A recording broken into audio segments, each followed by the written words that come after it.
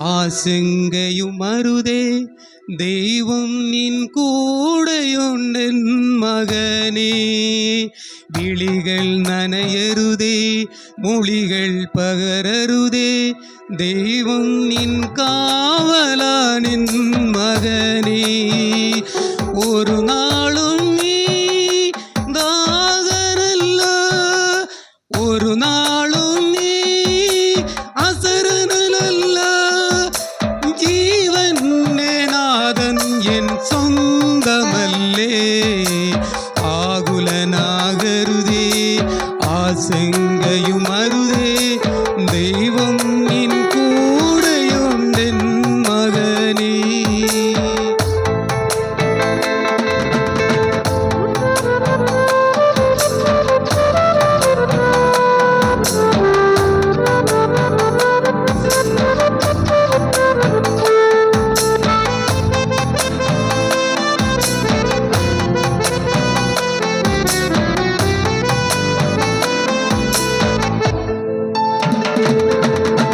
ശത്രുക്കൾ നിരനിരയായി വന്നെന്നാലും, സ്നേഹിതരെല്ലാം ദൂരെ പോയെന്നാലും, ശത്രുക്കൾ നിരനിരയായി വന്നെന്നാലും, സ്നേഹിതരെല്ലാം ദൂരെ പോയെന്നാലും, കകനത്തിൻ തീച്ചൂളை ഉരുകുമ്പോളും കതരോളം കാരുണ്യം പകർന്നു നൽകും. കകനത്തിൻ തീച്ചൂളை ഉരുകുമ്പോളും കതരോളം കാരുണ്യം പകർന്നു നൽകും. ആകുലനാകരുതേ, ആശങ്കയുമരുതേ, ദൈവം നിൻ കൂടെയുണ്ടെൻ മകനേ.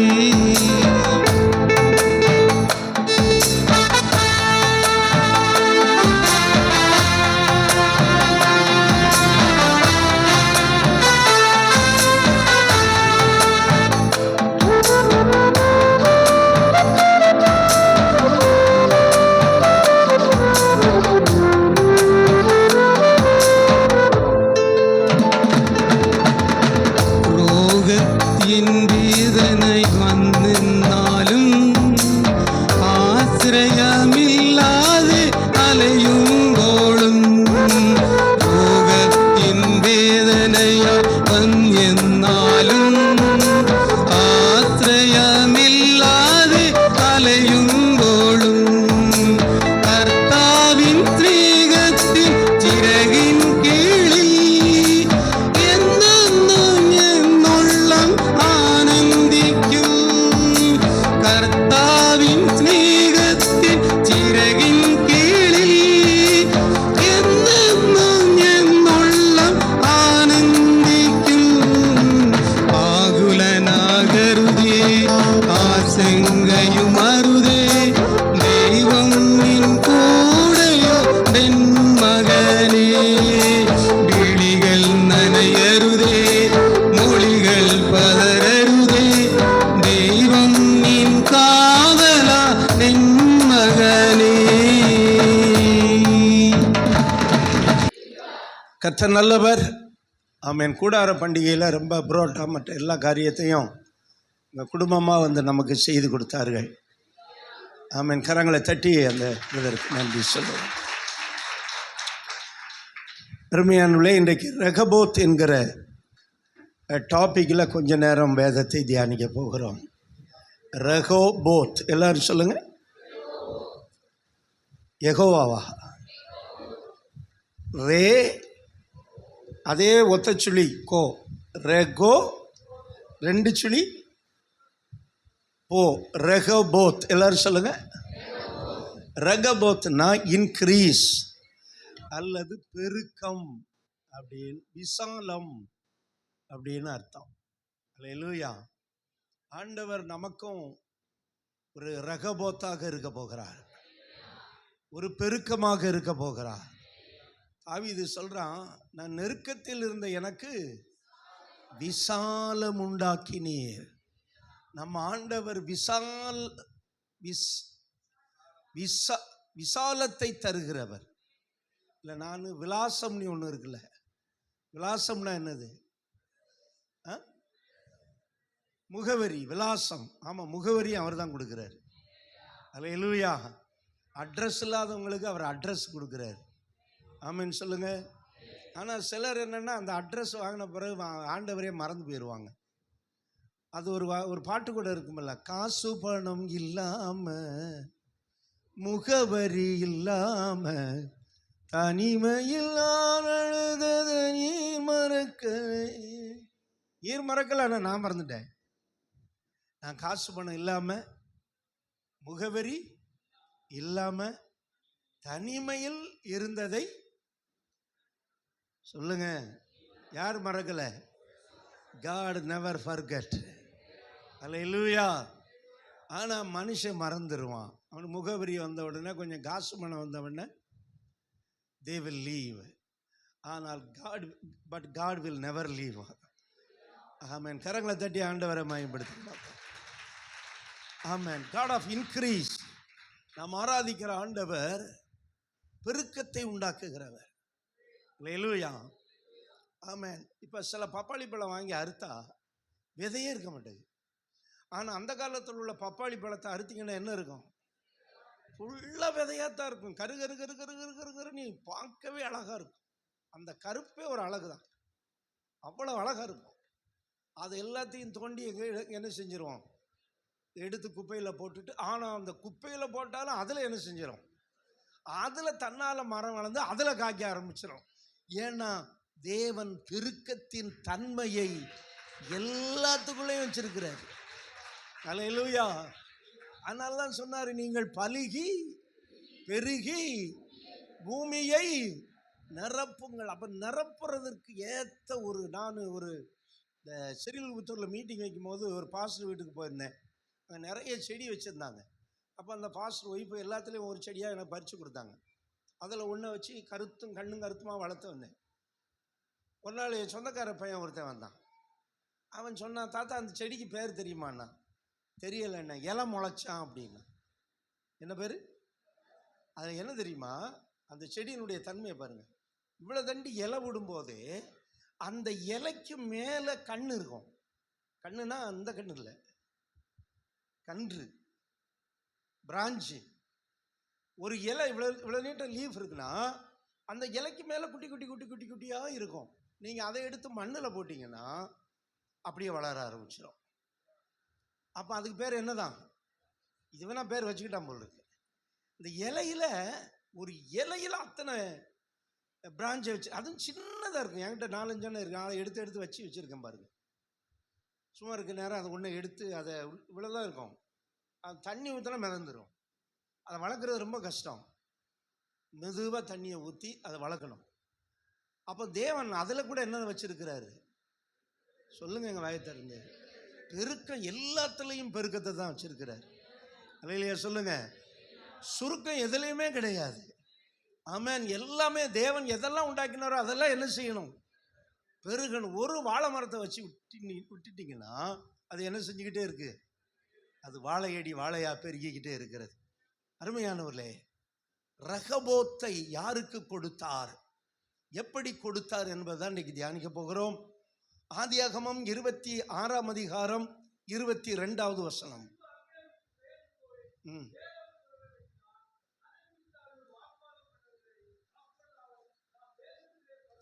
நாம் தேசத்தில் பலுகும்படிக்கு தேவன் இப்பொழுது கர்த்தர் நமக்கு ஒரு இடத்தை உண்டாக்கினார் என்று அதற்கு ரெகபோத் என்று பெயரிட்டான். எல்லாரும் சொல்லுங்க பார்க்கலாம்.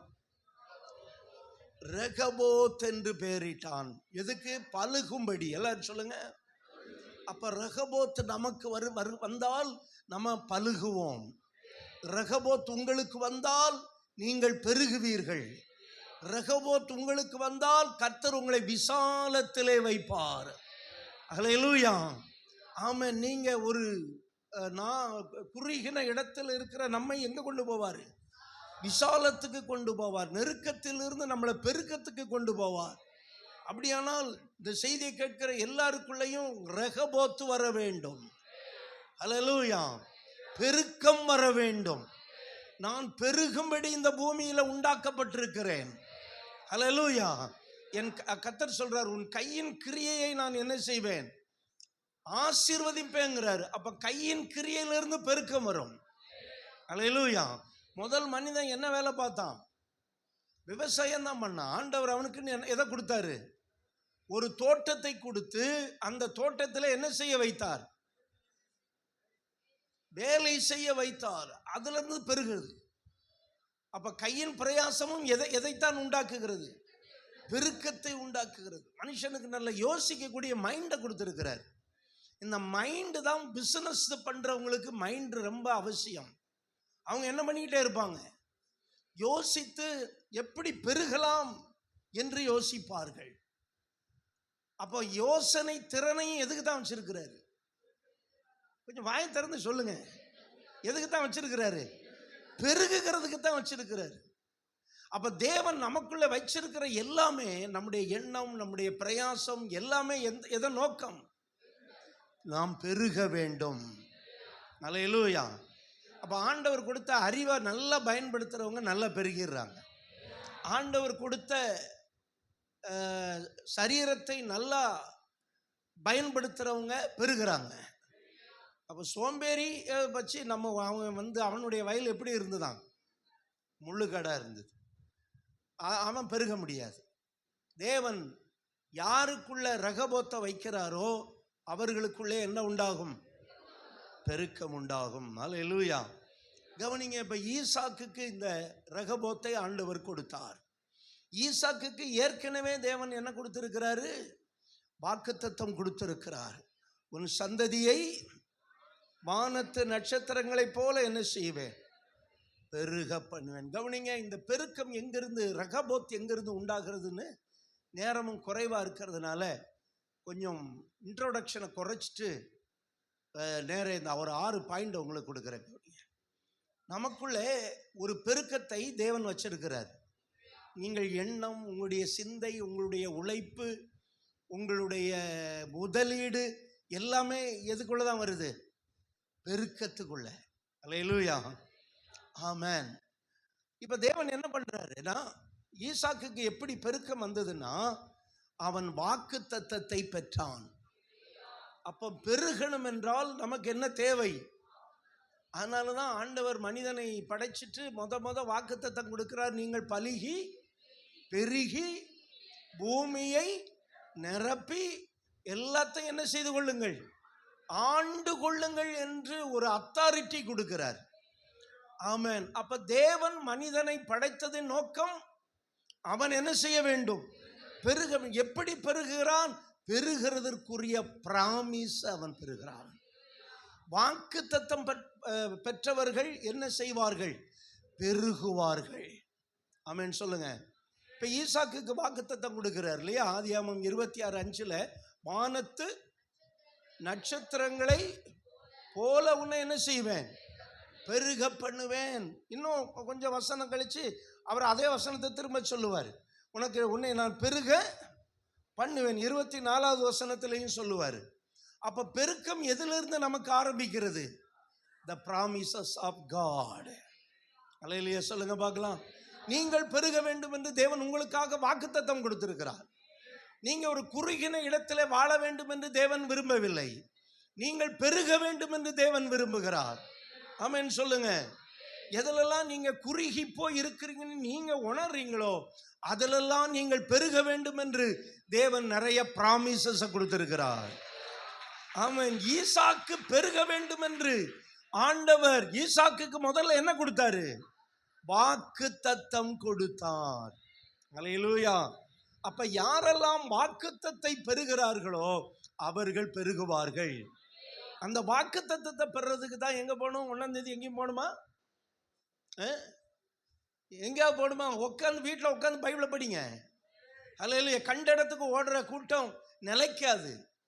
கண்ட இடத்துக்கு ஓடுறாங்க பாருங்க, அவங்க பார்த்தீங்கன்னா அஸ்திபாரம் இல்லாமல் இருப்பாங்க. அவங்க வாழ்க்கை மனநிலை கட்டப்பட்டதாக இருக்கும். அங்கே போனால் அங்கே அது கிடைக்கும், இங்கே போனால் இங்கே கிடைக்கும். நீங்கள் வீட்டில் இருந்தே எல்லாம் பெற்றுக்கொள்ளலாம். அல்லேலூயா. எப்படி வேதத்தை வாசித்து ஜெபிக்கும் போது தேவன் நம்மோடு பேசுகிறார். அல்லது ஆலயத்தில் வந்து நம்ம ஜெபிக்கும் போது, ஆராதிக்கும் போது, வார்த்தையை கேட்கும் போது தேவன் நமக்கு வாக்குத்தத்தங்களை கொடுக்கிறார். அதுக்கு தான் மாசம் ஒரு கூட்டம் நடத்துறோம். அதுக்கும் எதுக்குமே வராமல் இருந்துக்கிட்டு நீங்க பெருகவே முடியாது. பெருகிறதுக்கு தேவன் சில வழிமுறைகளை வைத்திருக்கிறார். அதுல ஒன்றுதான் வாக்குத்தத்தத்தை நீங்கள் என்ன செய்யுங்கள், பெற்றுக்கொள்ளுங்கள். Receive the promises from God. தேவனிடத்திலிருந்து எதை பெற்றுக்கொள்ளுங்கள்? வாக்குத்தத்தத்தை ரிசீவ் பண்ணுங்க. ஆமா, நீங்க பெருகுவீர்கள். எல்லா விதத்திலும் நாம் பெருகுவோம். எத்தனை பேர் விசுவாசிக்கிறீங்க? ஹல்லேலூயா. கிருபையில பெருகுவோம், ஆசீர்வாதங்கள்ல பெருகுவோம். ஆமென். ஆண்டவருடைய காரியங்களிலே, கர்த்தருடைய காரியங்களிலே நாம் கனியற்றவர்களாகவும் வீணர்களாகவும் இராதபடிக்கு தேவன் நமக்கு பெருக்கத்தை தருவார். அப்படின்னா என்ன பண்ணணும்? வாக்குத்தத்தத்தை நான் பெற்றுக்கொள்ள வேண்டும். வேதத்தை கருத்தா வாசிக்கும் போது தேவன் நம்மோடு பேசுவார். அல்லேலூயா சொல்லுங்க பார்க்கலாம். ஆண்டவர் உங்களோடு பேசுகிற வார்த்தைகளை அண்டர்லைன் பண்ணுங்க, அல்லது டைரியில எழுதி வைங்க. ஆண்டவரே, நீர் என்னோடு பேசுகிறீர். அந்த வார்த்தையை நம்ம மறுபடி அறிக்கை செய்ய அது வேலை செய்ய ஆரம்பிச்சிடும். எத்தனை பேர் அதை விசுவாசிக்கிறீங்க? ஆமென். அப்ப பெருக்கத்திற்கு முதல் தேவை தேவனுடைய வாக்குத்தத்தம். the promises of God. Hallelujah. first need என்னதான்? தேவனுடைய வாக்குத்தத்தம். அந்த வாக்குத்தத்தத்தை பெற்று நம்ம அறிக்கை பண்ண எதுல குறைவா இருக்குமோ அதுல பெருகும். ஹல்லேலூயா. பெருகிட்டோம்னா அதை விட்டுற போறோம், அவ்வளவுதான். எதுல தேவையா இருக்கிறோமோ அதுல நிறைவடைந்தோம்னா விட்டுருவோம். ஒருத்தவங்களுக்கு ஒரு வீடு வேணும்னு ஆண்டவர்கிட்ட கேட்குற, வீடு தந்த பிறகு அவங்க கேட்பாங்களா? அந்த ஜெப குறிப்பே விட்டுருவாங்க. கல்யாணம் ஆகணும்னு நம்ம உட்காந்து போராடி ஜெபம் பண்ணிக்கிட்டு இருப்போம். கல்யாணம் ஆன பிறகு மறுபடியும் கல்யாணம் ஆகணும்னு ஜெபம் பண்ண முடியுமா? நெவர். அப்படி பண்ணவே. அப்போ அதை விட்டுறலாம். அப்போ எது நமக்கு முன்னாடி தேவையா இருக்கிறதோ அதை குறித்த வாக்குத்தத்தங்களை பெற வேண்டும். என்ன நீங்கள் அடைய வேண்டுமோ, பெற்றுக்கொள்ள வேண்டுமோ, அதற்குரிய வாக்குத்தத்தங்களை என்ன செய்ய வேண்டும்? பெற்றுட்டு அதுக்காக நீங்க ஜெபிக்கணும். ஹல்லேலூயா. ஏன்னா பெருக்கத்திற்கு தேவன் தருகிற முதல் காரணம் என்ன? வாக்குத்தத்தம். ஹல்லேலூயா சொல்லுங்க. ரெண்டாவது பெருக்கமும் பிரயாசமும். முதல்ல பெருக்கமும் ப்ராமிசஸ் வாக்குத்தத்தமும், ரெண்டாவது பெருக்கமும் பிரயாசமும். 26ஆம் அதிகாரம் 19வது வசனத்தை வாசிங்க. ஈசாக்குடைய வேலைக்காரர் பள்ளத்தாக்கிலே வெட்டி அங்கே சுரக்கும் நீரூற்றுகளை கண்டார்கள். எல்லாரும் சொல்லுங்க, ஈசாக்குடைய வேலைக்காரர். சத்தமா சொல்லுங்க. ஈசாக்குடைய வேலைக்காரர் அங்கே பள்ளத்தாக்கிலே வெட்டி சுரக்கும் நீரூற்றை கண்டார்கள். ஹல்லேலூயா. வெட்டிங்கிற வார்த்தை ஒரு வேர்டில் முடிஞ்சிருது. ஆனா அந்த வெட்டிங்கிற வார்த்தைக்கு பின்னாடி இவங்களுடைய பிரயாசம் ரொம்ப இருக்கு. சும்மா ஒரு மம்பட்டி எடுத்து வெட்டினோம்னா தண்ணி வந்துருமா? வராது. என்ன பண்ணணும்? தோண்டி கொண்டே இருக்க வேண்டும். வெட்டினான்னா அது ஒரு வார்த்தையில முடிஞ்சிரும். ஆனா அப்படி வராது. அவன் என்ன செய்தான்? தோண்டினான். கிணறு தோன்றதுங்கிறது ஒரு சாதாரண காரியம் இல்லை. அது தோண்டி கொண்டே என்ன செய்ய வேண்டும். ஆனா இவங்க எங்க வெட்டினாங்களாம்? பள்ளத்தாக்குல வெட்டினாங்க. பள்ளத்தாக்குல வெட்டினா சீக்கிரம் தண்ணியை பார்த்துடலாம். ஹல்லேலூயா. ஏன்னா பள்ளத்தாக்குல ஏற்கனவே என்ன இருக்கும்? நீர் நிலைகள் நிறைந்த இடம்தான் பள்ளத்தாக்கு. ஹல்லேலூயா. இவர்கள் என்ன செய்தார்களாம்? ஈசாக்குனுடைய வேலைக்காரர் எல்லாம் போய் என்ன பண்ணாங்க? எங்கேடா தண்ணி கிடைக்கும்னா பார்த்துக்கிட்டு தெரிஞ்சாங்க இல்ல. என்ன செய்தார்கள்? பள்ளத்தாக்குல என்ன செய்தார்கள்? வெட்டினார்கள். ஒரு வார்த்தையில் ஒரு வெட்டிட்டாங்கிறது இல்லை. அவர்கள் முதல்ல அந்த இடத்தை சுத்தப்படுத்திருப்பாங்க. அதுக்கப்புறம் கம்பியை வச்சு என்ன செய்யறாங்க? தோன்றாங்க. அப்புறம் என்ன பண்றாங்க? மண் வெட்டியை வச்சு அந்த மண்ணெல்லாம் என்ன பண்றாங்க? அகத்துறாங்க. அப்புறம் பாறை இருக்குன்னு வச்சுக்கோங்க, அதை வெடி வச்சு என்ன செய்வாங்க? உடைப்பாங்க. இவ்வளவு வேலை செய்தால்தான் சுரக்கும் நீரூற்றை கண்டுபிடிக்க முடியும். ஹல்லேலூயா. சுரக்கும் நீரூற்று. இன்னொரு நீரூற்று இருக்கும் பாருங்க. இந்த மலைக்கு திடீர்னு நீரூற்று வரும். நாங்கள் மழை பெஞ்ச உடனே நீரூற்றை பார்க்க போவோம் சின்ன வயசுல.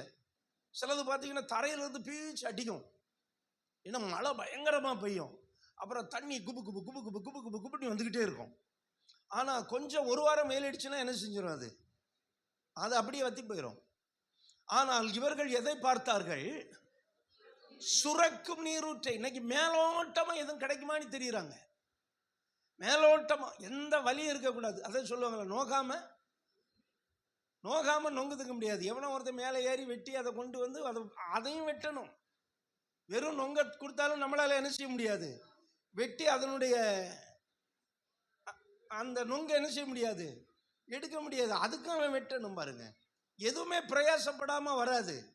சும்மா உட்கார, காலையில் சமைக்க, அப்புறம் உட்காந்து யூடியூப்பை பார்க்க, உட்காந்து டிவியை பார்க்க, நீ அப்படியே தான் இருப்பீங்க. அதே வாடகை வீட்டில் தான் until your death. You will be until your death. அப்படிதான் இருக்கும். பிரயாசப்பட வேண்டும். எதுவும் பிரயாசப்படாமல் எதையும் என்ன செய்ய முடியாது. சிலர் வீட்டில் இருந்துட்டு ஜெபிக்க கூட நம்முடைய சகோதரிகள் சிலர் வர மாட்டாங்க, அப்படியே இருப்பாங்க. இன்னும் 10 வருஷம் ஆனாலும் they will be same. என்னன்னா, சுரக்கும் நீரூட்டம் பார்க்கணும்னா கொஞ்சம் என்ன பண்ணணும், சொல்லுங்க, கொஞ்சம் பிரயாசப்படணும். அப்பதான் பிள்ளைகள்கிட்ட இருந்து நீங்கள் ஆசீர்வாதத்தை பார்க்க முடியும். பிள்ளைகளுக்கு உபவாசம் ஜெபிக்கிற எத்தனை தாய்மார் இருக்காங்க? கிடையாது. அப்புறம் எப்படி சுரக்கும் நீரூட்டங்கிறது பார்க்க முடியும்? காஞ்சி போன வறண்ட பூமியை தான் நம்ம பார்க்க முடியும். நம்ம எதை பார்க்க வேண்டும்? சுரக்கும் நீரூற்றை பார்க்கணும்னா பிரயாசப்படணும். வெட்டினான் அப்படின்னா தோண்டினான். தோண்டி தோண்டி கிணற்றை கண்டுபிடிக்கணும்னா ரொம்ப கஷ்டம். இப்போ போர் வந்துருச்சு, மிஷின் உள்ள போர் போடுது. அந்த காலத்தில் என்ன பண்ணுவாங்க?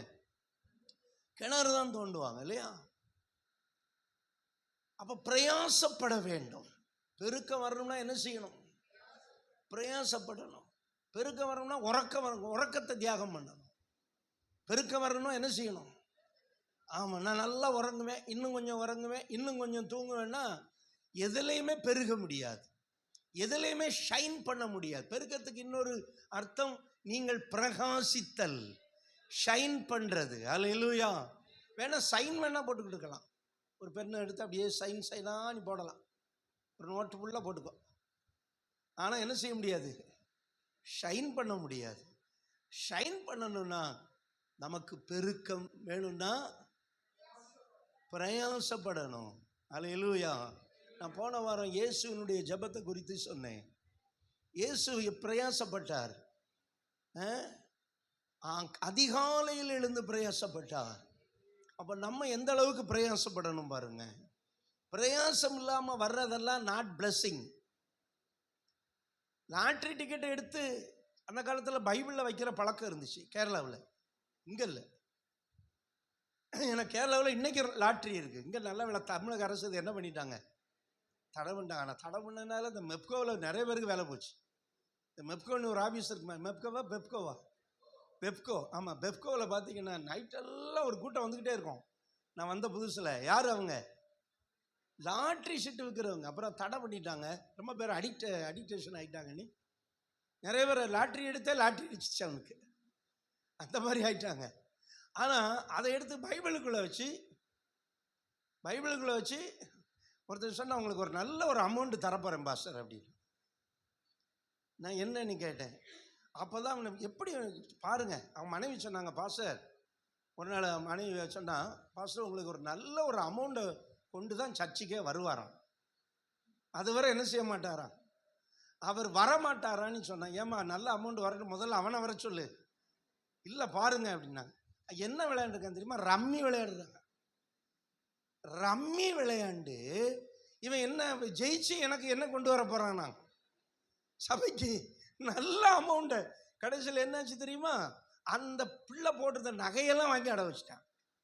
நகையெல்லாம் வாங்கி அடை வச்சுட்டு கடைசியில் என்ன தெரியுமா? ரோட்டில் தற்கொலை பண்ண போகிறேன்னு ஓடிட்டான். இன்னொரு காரியத்தை செஞ்சான், அதை நான் சொல்லலை. கேட்டீங்களா? ஏன்னா சொன்னால் நீங்கள் தாங்கிக்க மாட்டிய, அதனால் நான் சொல்லலை. கடைசியில் சபையை விட்டு போயிட்டான். சபையை விட்டு போகிறதுக்கு நிறைய காரியம் இருக்குது.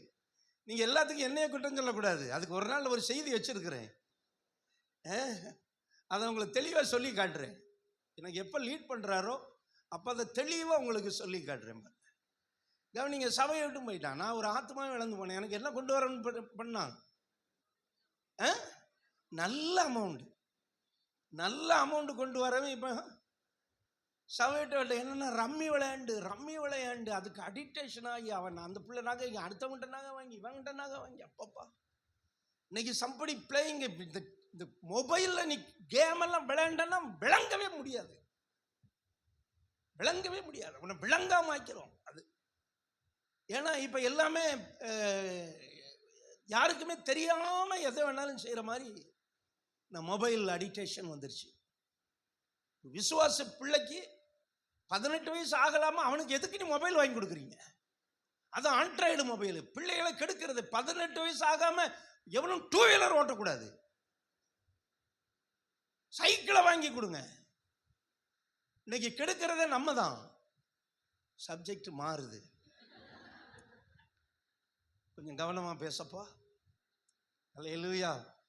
ஏன்னா இதுல போனா கொஞ்சம் பிரச்சனை ஆயிடும். அதனால என்ன செய்யுங்க, பிரயாசப்படுங்க. ஒரு தாய் முழங்காலன்னு உபவாசம் இருந்து பிரயாசப்பட்டா பிள்ளைகிட்ட இருந்து சுரக்கும் நீரூற்றை பார்க்கலாம். எப்பவும் தின்னுக்கிட்டு இதே வேணாம்ப்பா, அடுத்த பாயிண்ட்டுக்கு போப்பா. 3வது பாயிண்ட், இல்லை டைம் இல்லை. பெருக்கமும் வாக்குவாதமும்.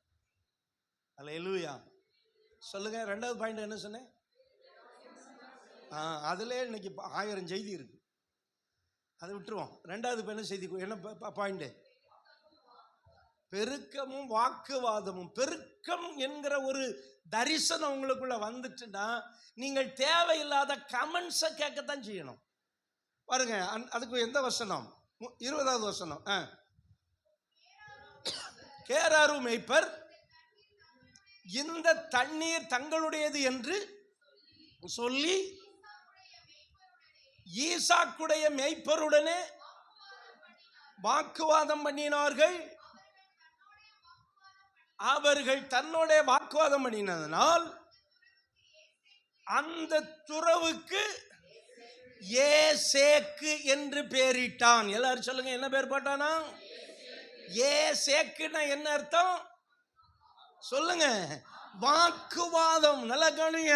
நீங்க பெருகணும் என்கிற தரிசனம் உங்களுக்குள்ள வந்தால் நீங்கள் பிரயாசப்படுவீர்கள். பிரயாசப்பட்டால் அங்கே ஆசீர்வாதத்தை காண்பீர்கள். அப்படி ஆசீர்வாதத்தை காணும் போது எல்லாமே சுகமாக நடக்காது, பிரச்சனைகளும் அங்க வரும். இவனுக்கு வந்த பிரச்சனை என்ன? நீ வெட்டின கிணறு எங்களுடையது. கிணறு வெட்டினது யாரு சொல்லுங்க சத்தமா? ஆனா இப்ப கலகம் பண்றது யாரு?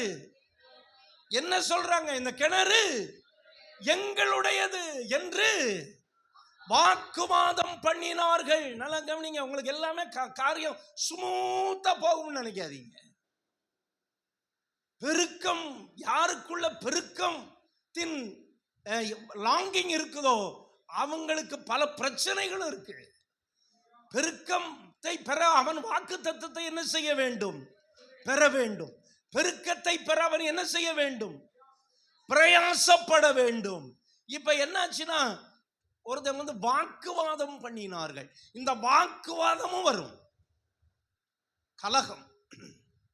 கலகமும் வரும். இதையும் சமாளிக்கணும். ஏன்னா உங்களுக்குள்ள இதே பிசாசு யாரை கவர் பண்ணுவான்னா, சும்மா இருக்கிறவனை அவன் கவலையே கிடையாது. ஆனா ஒருவன் மேல தேவன் கண் வைத்து இவனை பயன்படுத்த வேண்டும் என்று விரும்பினால் சிலருடைய ஜெபம் ஒண்ணுக்கும் ஆகாது. ஏன்னா அவங்க லைஃபே சரி இருக்காது. ஆனா ஜெபம் பண்ணுவாங்க. ஜெபத்துக்கு சாத்தானே, அவன் நீ என்ன ஜெபம் பண்ணி என்ன செய்ய போற? ஆனா சிலர் ஜெபம் பண்ணும் போது அவன் பார்ப்பான், டே ஒருத்தன் ஜெபம் பண்றான், அவன் கொஞ்சம் வித்தியாசமான ஆளு, அவன் வைராக்கியமான ஆளு, அவன் ஜெபத்தை எப்படி தடுக்கலான்னு பாரு. இன்னொருத்தன் ஜெபம் பண்றான், விட்டுரு, அவன் ஜெபம் பண்றது கூரையை தாண்டாது, விட்டுரு அப்படின்னு. பிசாசு யாரை தேவன் பெருக்கத்திற்கு பயன்படுத்த வேண்டும் என்று நினைக்கிறாரோ அவர்கள் தான் பிரச்சனையை கொண்டு வரும். இது உங்களுக்கு புரியுதா என்னன்னு தெரியல. அவங்களுக்கு தான் பிரச்சனையை கொண்டு வருவான். இப்ப ஈசாக்குக்குள்ளே பெருக வேண்டும் என்கிற ஒரு தாகம் இருக்கிறது. அது அவனுடைய வேலைக்காரர்களுக்குள்ளும் அந்த எண்ணம் இருக்கிறது. அதனாலதான் போய் அவங்க என்ன செஞ்சுக்கிட்டு இருக்கிறாங்க? தோன்றாங்க. இப்போ அவங்க வந்து என்ன பண்ணாங்க? வாக்குவாதம் பண்ணாங்க. கவனிங்க, வாக்கு தத்தத்தை பெறலாம், ஆனால் நீங்கள் வாக்குவாதம் பண்ணக்கூடாது. ஆமென் சொல்லுங்க. பொய்யான குற்றத்தை ஒருவர் சொன்னாலும் அமைதியா இருக்கிற இடத்துல அமைதி தான் இருக்கணும். அல்லேலூயா. நீங்க பதிலுக்கு பதிவு போட்டு வாக்குவாதம் பண்ணீங்கன்னா பிரச்சனை பெருசாகும். அதனால ஆசீர்வாதத்தை இழந்து போவோம். இன்னைக்கு இந்த பெரிய பிரபலமான ஊழியக்காரர்களை குறித்து நிறைய பேர் யூடியூப்ல கண்டதும் கடிதமாக போடுறாங்க. மோகன் செலாசரஸை குறித்து கொஞ்ச நாளுக்கு முன்னாடி எல் ஜோசப் அண்ணனை குறித்து ரொம்ப தான் போட்டாங்க. அவர் அதனால் மன உளைச்சலாகி 8 மாதம் பெட்டில் இருந்தார். மன உளைச்சலுக்கு சாத்தான் ஏவி விடுவான், பயங்கரமான பதிவை போட்டு. ஏன்னா இப்போ எல்லாமே சோசியல் மீடியாவை, இதில் அரசியல்வாதியை தான் பாராட்டணும். அவன் என்ன பதிவு போட்டாலும் எதுவும் என்ன செய்ய மாட்டான், அஞ்சவே மாட்டான். இல்லை ஃபேக் நியூஸ் போடுறவங்களும் நிறையா இருக்கிறாங்க. உடனே பார்த்துட்டா நினச்சிடாதீங்க, சிலவன் செத்துட்டானியே போடுவான். ஆனால் பார்த்தா அவன் டீ குடிச்சிக்கிட்டு இருப்பான். இதில் என்ன போட்டிருப்பான், செத்து போயிட்டா அப்படின்னு படமெல்லாம் செட்டப் பண்ணி போடுவானுங்க. அப்போ வாக்குவாதத்திற்கு ஒரு தேவனுடைய பிள்ளை போகக்கூடாது. சுவிசேஷத்தை சொல்லிக்கிட்டு இருக்கும் போதே விதண்டவாதமாக கேள்வி கேட்டாங்கன்னா நான் போயிட்டு வரேங்கன்னு இப்போ வந்துடணும். அல்லேலூயா. ஏன்னா அதற்கு தேவன் நம்ம என்ன செய்யவில்லை, அழைக்கவில்லை. அப்போ ஒருத்தங்க வாட்ஸ்அப்பில் பதிவு போடுறாங்க, நம்ம இந்த செல்லில் பல பிரச்சனைகள் இருக்கு, ஆனால் நான் எதுக்கும் பதில் போடலை, எதுக்கும் பதில் சொல்ல. எனக்கு அது அப்படி நான் பதில் சொல்லி என்னை நீதிமானாக்க வேண்டிய அவசியம், என்னை நீதிமானாக்கிறவர் ஒருவர் இருக்கிறார். நான் சொல்றேன், இப்பவும் சொல்றேன், உங்க மனச்சாட்சி மட்டும் கரெக்ட். இது ஆன்லைன்ல சொன்னதை சொல்றேன். உங்க மனச்சாட்சி மட்டும் உங்களை குற்றவாளின்னு தீர்க்கலைன்னா நீங்க எதுக்கும் பயப்படாதீங்க. யாரு என்ன சொன்னாலும் பயப்படாதீங்க. எத்தனை குற்றச்சாட்டை உங்கள் மேல வச்சாலும் பயப்படாதீங்க. ஆனா உங்க மனச்சாட்சி சாட்சியில கொஞ்சம் பிரச்சனை இருந்ததுன்னா கிளியர் பண்ணுங்க. நீங்க கிளியர் பண்ண வேண்டியது எதை? மனச்சாட்சியை தான் கிளியர் பண்ணணும். மனசாட்சி சரியா இருந்தா, மனசு சரியா இருந்துச்சுன்னா எவனுக்கும் பயப்பட வேண்டிய அவசியம் இல்லை. ஏனென்றால் தேவன் நம்முடைய மனச்சாட்சியை கவனிக்கிறார்.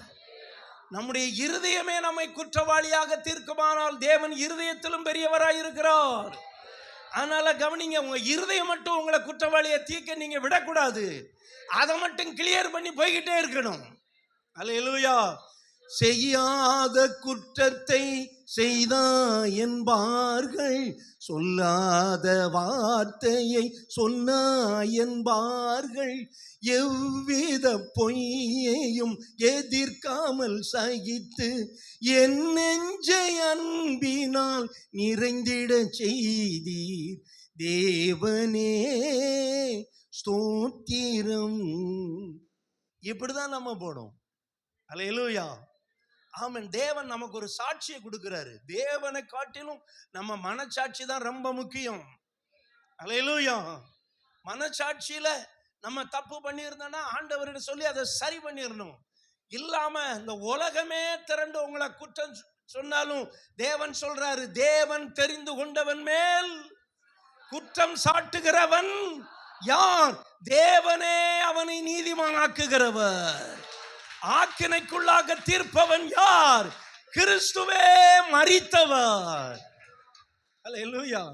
அதனால வாக்குவாதத்துக்கு என்ன செய்யக்கூடாது, இடம் கொடுக்கவே கூடாது. நீங்க ஊழியம் செஞ்சாலும் சரி, குடும்பத்திலையும் சரி, உறவுகள்லையும் சரி, ஏதாவது ஒருத்தங்க பிரச்சனை நம்மளை கம்ப்ளைண்ட் பண்ணி எதுவும் சொன்னாங்கன்னா சரியா இருந்தாலும் அவங்களுக்கு அந்த இடத்துல ரிப்ளை கொடுக்கறது தேவையில்லாதது. எனக்கு ரொம்ப ஒரு வார்த்தை பிடிக்கும். பிலாத்து அத்தனை கேள்வி கேட்பான், இயேசுவோ பேசாமல் இருந்தார். அதுதான் அவருடைய வெற்றி.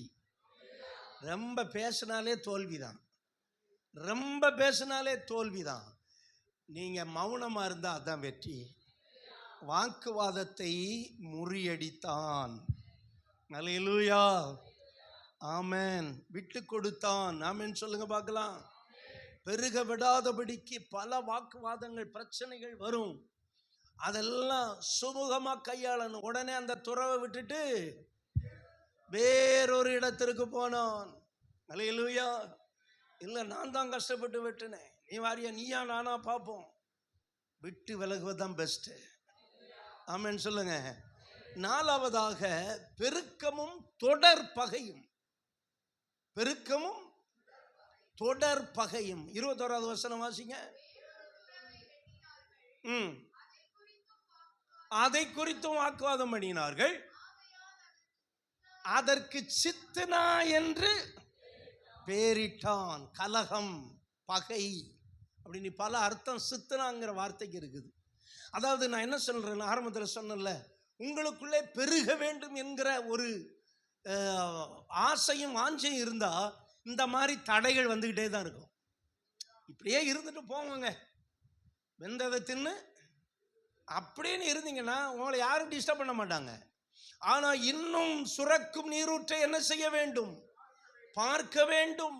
ஆசீர்வாதத்தை நான் பெற வேண்டும் அப்படின்னு ஒரு தாகம் உங்களுக்குள்ள இருந்துச்சுன்னா வாக்குவாதமும் வரும், பகையும் வரும். முதல்ல வாக்குவாதம் வந்துருச்சு, இப்ப ரெண்டாவது என்ன வந்துருச்சு? ஆமென், தொடர்ச்சியான பகை. அதுக்கு என்ன பேர் போடுறான்? சித்னா. ஹல்லேலூயா. உங்க வாழ்க்கையில ஏசேக்கும் வரும், சித்னாவும் வரும். ஏசேக்கை கண்டும் பயப்படக்கூடாது, சித்னாவை கண்டும் பயப்படக்கூடாது. ஏன்னா அது சீக்கிரத்தில் ஒளிந்து போயிடும். ஏசேக்கு சித்னா இன்றோடு ஒளிந்தது மகனே. சொல்லுங்க.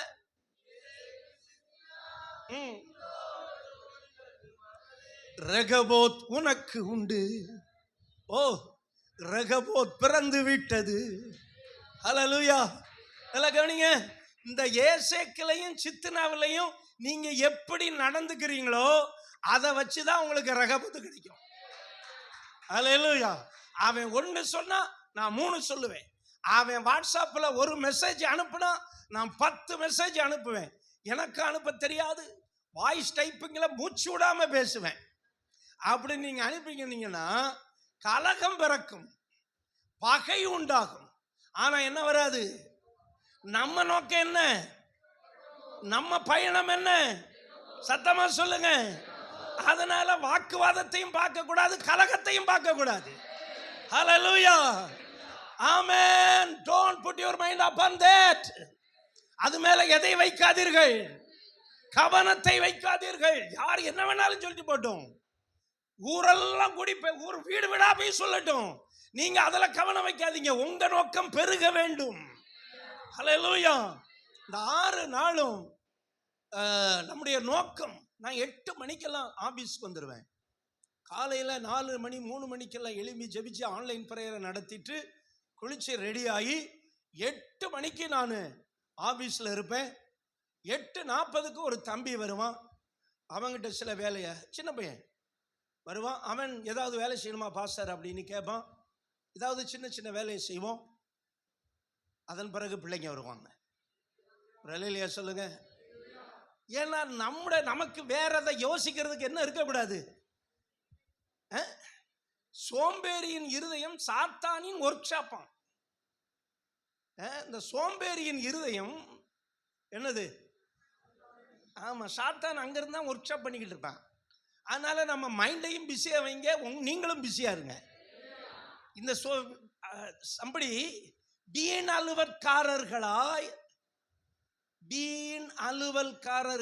வீடுகள் தோறும் போய் அவங்க இப்படி, இவர் இப்படி, அவர் அப்படி, இவர் இப்படி. இவங்கள்ட்ட எல்லாம் பார்த்தீங்கன்னா ஒர்க் இருக்காது, வேலை இல்லாதவர்கள். இந்த அந்த காலத்தில் இந்த கிராமத்தில் எப்படி இருப்பாங்க? இந்த வேப்ப மரத்து மூட்டில் உட்காந்துட்டு என்ன பண்ணிக்கிட்டு இருப்பாங்க? எதையாவது ஒன்று சொல்லிக்கிட்டு இருப்பாங்க. வீடுகள் தோறும் போய், பைபிள்ல வசனம் இருக்கு, இவர்கள் வீண் அலுவல் உள்ளவர்களால் வீடுகள் தோறும் போய் அவன் அப்படி, இவன் இப்படி, இவன் அப்படி, அவன் அப்படி. இதெல்லாம் அவனுக்கு தேவையாது. எவன் எப்படி இருந்துட்டு போனா முதல்ல உன் குடும்பத்தை கவனி. அவன் அப்படி, புஷ் அப்படி, அப்போ அமெரிக்கா புஷ், இப்போ அமெரிக்கா யாரு? டொனால்ட் ட்ரம்புக்கு அறிவே இல்லையா இவன் கேட்கறது? என்ன இந்த மனுஷன் சண்டை போட்டுக்கிட்டு தெரியுறான்? உனக்கு இந்த மாதிரியெல்லாம் ரொம்ப அதிக பேச்சாளர்கள் இருப்பாங்க. இவங்களுக்கு வேலை இருக்காது. வேலை இல்லாமல் என்ன பண்ணுவாங்க, வீடு வீடா போய் எதையாவது ஒன்று பேச கேட்க. நான் சொல்கிறேன், இதுக்கு நமக்கு நேரம் இருக்கக்கூடாது. நேரம் கொஞ்சம் இருந்தால் பைபிள் படிங்க, கர்த்தரை துதிங்க, வேலையை பாருங்க, உங்கள் கார்டன் ஒர்க்கை பாருங்க, அதில் உங்கள் டயத்தை பாஸ் பண்ணுங்க. ஆமென், ஹல்லேலூயா. அப்போ என்ன வராது, சித்தனாவும் வராது. அப்படி வந்தாலும் நம்மளை விட்டு ஓடி போயிடும். ஏசைக்கு சித்தனாவையும் ஒளிய பண்ணுவார். ஆனா உங்க கவனம் எதுல இருக்கணும்? ஒரு சின்ன ராஜா ஒருத்தர் இருந்தான். அவன் கொஞ்சம் குட்டி குசும் பண்ணிக்கிட்டே இருப்பான். ஒரு நாள் பெரிய ராஜா கிட்ட, நான் சண்டை கட்டுவான், சண்டைக்கு வந்தேன்னு வைங்க, உங்க படையெல்லாம் தூள் பறத்திடுவேன். ராஜாவும் அமைதியா இருந்தார். சரி பொடி போய் சொல்லிட்டு போறேன் அப்படின்னு. இவன் ஆட்டம் ஓவரா இருந்தது. அதனால ஒரு நாள் சரிப்பா நீ சண்டைக்கு வா பண்ணிட்டார். சண்டைக்கு வந்தானே இவர் பெரிய ராஜா, இவருடைய படை பெரிய படை. இவன் கொஞ்சம் அடங்கி இருந்திருக்கணும். இவர் படைகள் போய் எல்லாத்தையும் என்ன செஞ்சுட்டாங்க, அடிச்சு கொன்னுட்டு இவனை மட்டும் உயிரோட பிடிச்சிட்டு வந்துட்டாங்க. இவன் ராஜாவுக்கு முன்னாடி நிற்கிறான், இந்த குட்டி ராஜா. என்னப்பா எல்லாத்தையும் அடிச்சு ஒடிச்சு நொறுக்கிற வேண்டாம், இப்போ என்னாச்சு? சரி இப்பவும் உனக்கு உயிரை காப்பாற்றுறதுக்கு உனக்கு ஒரு தருணம் கொடுக்குறேன் அப்படின்ட்டு ஒரு சொம்புல நிறைய தண்ணீர், அதாவது கொஞ்சம் ஷேக்கானா கூட அதுலேருந்து தண்ணீர் என்ன செஞ்சிடும், கீழே விழுந்துடும். இப்போ ஒரு குறிப்பிட்ட தூரம் வர நீ இந்த தண்ணியை எப்படி கொண்டு போகணும், அசையாமல் கொண்டு போகணும். ரெண்டு பக்கமும் உனக்கு ஆட்கள் நிற்பாங்க. ஒரு பக்கம் உன்னை என்ன செய்வார்கள், உன் பேரை சொல்லி வாழ்க வாழ்கம்பாங்க. ஆனால் இன்னொரு பக்கம் என்ன சொல்லுவாங்க, உன் பேரை சொல்லி ஒளிக ஒளிக திமிர் பிடித்தவனே அப்படியா இப்படியா நீ உனக்கு பல பேர்களை கொடுப்பாங்க. நீ போய் இந்த தூரம் வர ஒரு சொட்டு தண்ணி கீழே விழாம நீ கொண்டு போய் சேர்த்துட்டனா உன் உயிர் உனக்கு. ஆனால் எப்போ ஒரு சொட்டு கீழே தண்ணி விழுதோ அப்போ உரிவின பட்டயத்தோடு என்னுடைய சேவகர்கள் உன்னை ஃபாலோ பண்ணிக்கிட்டே இருப்பாங்க. அந்த தண்ணி விழுந்துச்சுன்னா உன்னை வெட்டி கொன்னுருவாங்க. வேற வழியே இல்லை அவனுக்கு. சரி போட்டிக்கு ஒத்துக்கிட்டான். இப்போ அந்த தண்ணியை பிடிச்சிக்கிட்டு அப்படியே போகிறாது, நிரம்பி இருக்கிறது, கொஞ்சம் கூட ஷேக் பண்ணக்கூடாது. ரெண்டு பக்கமும் ஒருத்தங்க என்ன பண்ணுறாங்க, வாழ்க ஒளிக வாழ்க ஒளிகன்னுக்கிட்டே இருக்காங்க. பின்னாடி இராணுவம் சேவகர்கள் என்ன செஞ்சிருக்காங்க, இவன் கொண்டு போய் கரெக்டாக சேர்த்துட்டான். ஒரு சொட்டு கூட கீழே விழலை. ஒரு கைத்தல் கொடுக்கலாம்ல அவனுக்கு. அந்த சத்தப்பையை கொண்டு போய் சேர்த்தா எங்களுக்கு என்ன நீ இருக்கு. உடனே ராஜா கூப்பிட்டார், எப்பா எவ்வளவு சக்சஸாக கொஞ்சம் கூட டென்ஷன் ஆகாம நீ என்ன பண்ணிட்ட, கொண்டு போய் சேர்த்துட்ட. இப்போ நீ ஒன்று செய்யலாம். என்ன செய்யணும் அரசு, உன்னை ஒளிக ஒளிகன்னு கோஷம் போட்டாங்க பாரு, அவனுக்கு நீ தண்டனை கொடுக்கணும். உன்னை வாழ்க வாழ்க நீ கோஷம் போட்டான் பாரு, அவங்களுக்கு நீ பரிசு கொடுக்கணும். ரெடியா அப்படின்னு அவன் சொன்னானா, அரசே எனக்கு ஒளிகன்னு கோஷம் போட்டவனையும் நான் பார்க்கல, வாழ்கன்னு கோஷம் போட்டவனையும் நான் பார்க்கல. என்னுடைய நோக்கமெல்லாம் என் தலை போயிடக்கூடாது, என் தலை போயிடக்கூடாதுன்னு அதுல தான் இருந்தது அரசே அப்படின்னா. ஏசைக்கையும் பார்க்காத, சித்தனாவையும் பார்க்காத, பெருக்கத்தை பார். நீங்கள் பெருகுவீர்கள், நீங்கள் வீடு கட்டுவீர்கள், கிராஜுவேஷன் பிரதிஷ்டை பண்ணுவீர்கள். ஆமென். இதப்பார். ஹல்லேலூயா. ஏசைக்கும் போச்சு, சித்தனாவும் போயிடுச்சு. ஹல்லேலூயா. ஆமென். இப்போ 5வது பாயிண்ட் வரேன். முதல் பாயிண்ட் சொல்லுங்க பார்க்கலாம். பெருக்கமும், நல்லா எல்லாரும் சொல்லு, சத்தமா சொல்லு. 2வது, 3வது வாக்குவாதமும், 4வது, இப்ப 5வது பெருக்கமும் தொடர் முயற்சியும். வாசிங்க 26, 22. அவிடம் விட்டு பெயர்ந்து போய் வேறொரு துறவை வெட்டினான், அதை குறித்து அவர்கள் வாக்குவாதம் பண்ணவில்லை. கவனிங்க, வேறொரு துறவை வெட்டினான். எல்லாரும் சொல்லுங்க பார்க்கலாம். ஹல்லேலூயா. என்னங்க இதுதான் வேலையா? நமக்கு ஒரு ரோசம் இல்லையா? 2 கணத்தை வெட்டியாச்சு, 2ஐயும் அவன் என்ன செஞ்சுக்கிட்டான், பறிச்சுக்கிட்டான்.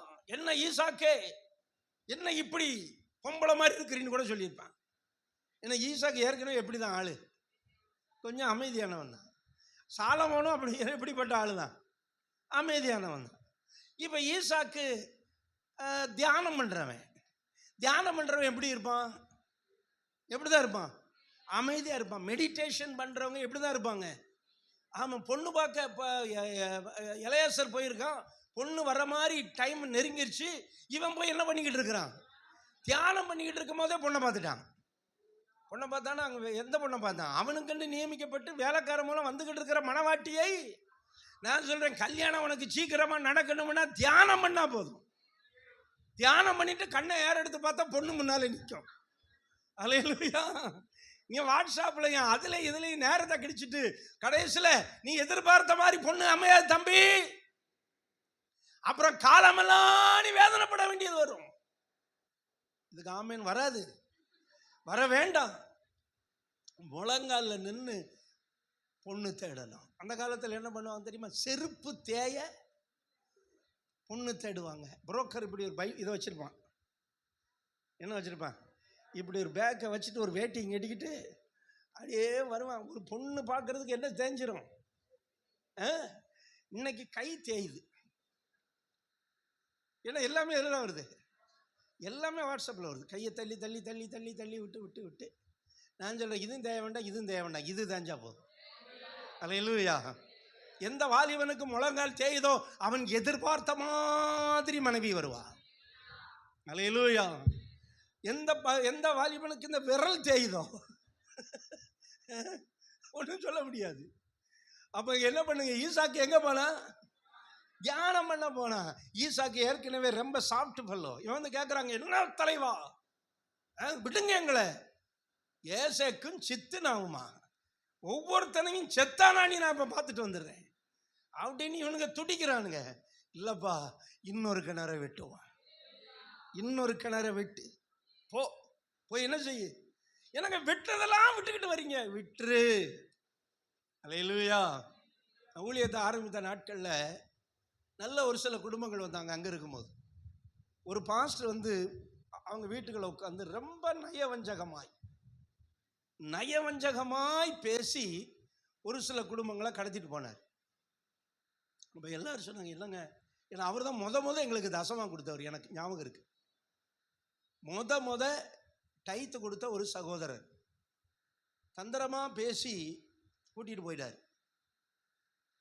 பிரச்சனை, மனசுனா அவ்வளோ வேதனை, வலி. ஒரு விசுவாசி சபையோடு போகும்போது மனசு ரொம்ப வலிக்குது. அப்போ என்ன பண்ணுறது? எனக்கு அந்த மாதிரி டேலண்ட் இல்லை, அந்த போதைக்கிட்ட போய் சண்டை போட்டு இது பண்ணுறது. ஆனால் நம்ம சபையில் அப்போ உற்சாகமாய் ஒரு சில வாலிபர்கள் இருந்தாங்க. அவங்க என்ன பண்ணிட்டாங்க? அப்போல்லாம் சைக்கிள் தான். ஆராதனை முடிஞ்ச உடனே நேரே அந்த பாஸ்டர் வீட்டுக்கு போயிட்டாங்க. பாஸ்டர்கிட்ட போய், எங்கள் விசுவாசியை எதற்கு நீங்கள் போய் கூட்டிகிட்டு வந்தீங்க அப்படின்னு சண்டை போட ஆரம்பிச்சிட்டாங்க. துடிப்புள்ள வாலிபர்கள். எனக்கு இது தெரியாது. அப்போ அந்த ஃபோன் வசதி எதுவுமே கிடையாதா? அப்புறம் தான் பார்த்தேன், பாஸ்டர் நாங்கள் போய் அந்த பாஸ்டர் 4 கேள்வி கேட்டு வந்தேன். நீ 4 கேள்வி கேட்குறதுக்காக உன்னை நான் சபையில் வச்சுருக்கிறேன், அதுவும் பாஸ்டரை போகிறவன் போட்டோம், நம்மளால் தடுக்கவே முடியாது. ஆனால் நீ இன்னும் வேலை செஞ்சன்னா இந்த ஊரில் இருக்கிற எத்தனையோ 1000 பேர் இருக்கிறாங்க. ரலையிலேயே சொல்லுங்க பார்க்கலாம். ஏசுநாதர்கிட்ட அவர் பயங்கர பிரசங்கம் பண்ணுறார். கடினமாக பிரசங்கம் பண்ண உடனே ஒருத்தங்க வந்து நிறைய பேர் அவரை விட்டு என்ன செஞ்சிட்டாங்களாம். அப்படி வசனம் இருக்கா இல்லையா? அவருடைய சீசர்களில் அநேகர் அவரோடு நடவாமல் பின்வாங்கி போனார்கள். யோவான் 6ஆம் அதிகாரம். உடனே இயேசு கிட்ட இந்த மெசேஜ் போயிடுச்சு. இயேசுவே நம்மக்கிட்ட இருந்த மாதிரிலாம் கலண்டுட்டான். என்ன செஞ்சிட்டான்? கலண்டுட்டான், ஆப்பை உருவிட்டான், கலண்டு போயிட்டான் அப்படின்னு இயேசுக்குள்ளெல்லாம் கூப்பிட்டாரு. என்னப்பா, ரொம்ப பேர் என் பிரசங்கத்தை கேட்டு ரொம்ப கஷ்டமாக இருக்குது, இந்த பிரசங்கத்தை எவன் கேட்பான்? இவர் என்ன பிரசங்கமாக பண்ணார்? ஏசுநாதரே அப்படி சொன்னா அப்போ என்ன சொல்ல மாட்டாங்க? என்ன மாதிரி ஊழியக்காரங்க என்ன சொல்ல மாட்டாங்க? ஏசுநாதர் பண்ணுற பிரசங்கத்தை அப்படி சொல்கிறாங்க. என்ன சொல்கிறாங்க? இவர் எப்படி பேசுகிறாரு? இந்த கடினமான உபதேசத்தை யார் கேட்பா? இவர் இப்படியெல்லாம் பேசினார்னா இவர் ஒத்தைக்கேன்னு ஊழியம் செய்ய வேண்டியதானே. ரொம்ப பேர் என்ன செஞ்சுட்டாங்க? போயிட்டாங்க. பின்வாங்கி போனார்கள் என்று வேதம் சொல்லுகிறது. உடனே இயேசு என்ன செஞ்சாரு?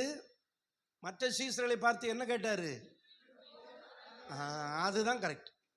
போனவனை இழுத்துட்டு வான்னு சொல்லலை. கவனிங்க, நீங்களும் அப்ப என்னன்னா உங்ககிட்ட பெருக்கம் இருக்கிறது. ஹல்லேலூயா. ஒருவனை 1000 அவர் மாற்ற முடியும். கரங்களை தட்டி கர்த்தரை மேம்படுத்துங்க பாருங்க. ஒருவனை, ஈவன் ஒன் பர்சன், ஒருத்தனை, சின்னவனை எப்படி மாற்ற முடியும்? 1000 சிறியவனை. அதனால இயேசு கேட்கிறாரு, போயிட்டானா?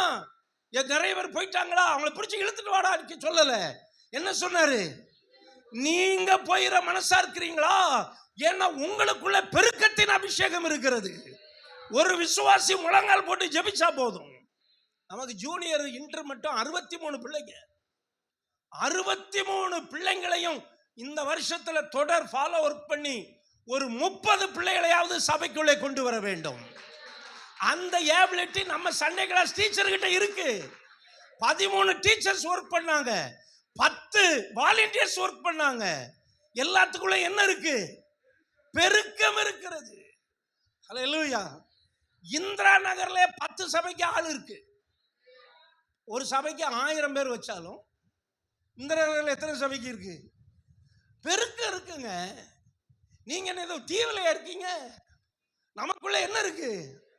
அவன் இருக்கிறவங்க வேலை செஞ்சா போதும். அவர்கள் தொடர்ந்து என்ன பண்ணினார்கள்? துறவை தோண்டினார்கள். மறுபடியும் என்ன செய்தார்கள்? அதனால நம்ம அவங்கள குற்றம் சொல்ல போயிட்டு அவங்கள கமெண்ட்ஸ் பண்ண தேவை கிடையாது. நம்ம இருக்கிறவர்கள் பெருக வேண்டும். நமக்குள்ள என்ன அபிஷேகம் இருக்கிறது? பெருக்கத்தின் அபிஷேகத்தை கத்து வச்சிருக்கிறார். அல்லேலூயா. ஆமென். ஒருவேளை சிலர் ஒத்துழைக்காம போலாம், அதையும் பார்க்க கூடாது. எதையுமே நம்ம பார்க்க கூடாது. நம்முடைய தேவை, நம்முடைய தரிசனம் எதில் இருக்கணும்? தேவன் மேல. தேவன் யார் சொல்லுங்க? அவரை பாருங்க. Look at him. Hallelujah. Look at Jesus Christ. அவர் பெருக்கத்தின் தேவன்.